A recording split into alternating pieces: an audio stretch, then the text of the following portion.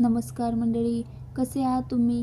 Big boss मराठीच्या 6व्या पर्वातून घराघरात पोचलेला स्पर्धक रोशन भजनकर सध्या चर्चेत आहे. अमरावतीच्या एका छोट्या गावातून आलेल्या रोशनने आपल्या मेहनतीच्या जोरावर वेगळी ओळख निर्माण केली. बिग बॉस मराठी 6च्या नंतर त्याच्या लोकप्रियतेत मोठी वाढ झाली.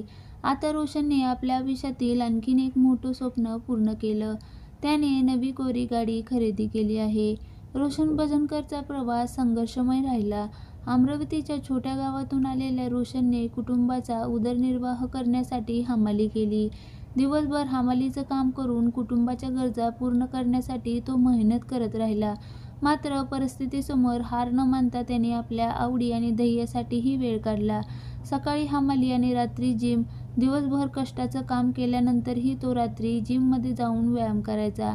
याच मेहनतीतून त्याने आपली बॉडी बनवली.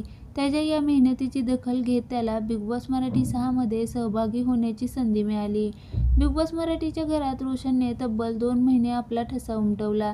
त्याच्या साध्या स्वभावामुळे आणि संघर्षाच्या कहाणीमुळे प्रेक्षकांशी त्याचं नातं जोडलं गेलं. छोट्या गावातून आलेल्या आणि हमाली करून कुटुंबाचा उदरनिर्वाह करणाऱ्या रोशनला या शोमुळे मोठी ओळख मिळाली. बिग बॉसच्या घरातून बाहेर आल्यानंतरही रोशनने आपल्या मेहनतीचा प्रवास सुरूच ठेवला.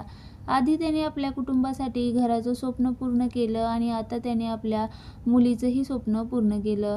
रोशनने नुकतीच नवी कोरी थार खरेदी केली. गाडीचे फोटो त्याने सोशल मीडियावर शेअर केले. यावेळी त्याने कुटुंबासोबतचा फोटो पोस्ट केला. त्याने इमोशनल पोस्टमध्ये लिहिले, आई तुझा शब्द पूर्ण केला मी. जे दिवस पाहिले आहे ते आता नाही राहिले. आई बघ तुझ्या मुलाने काय केलंय. जय महाराष्ट्र. रोशनच्या या पोस्टरवर चाहत्यांकडून शुभेच्छांचा वर्षाव होत आहे. हमाली करून दिवस काढणाऱ्या रोशनने स्वतःची थार घेतल्यानं त्याचा संघर्ष आणि त्याने मिळवलेले यश याची चर्चा होत आहे.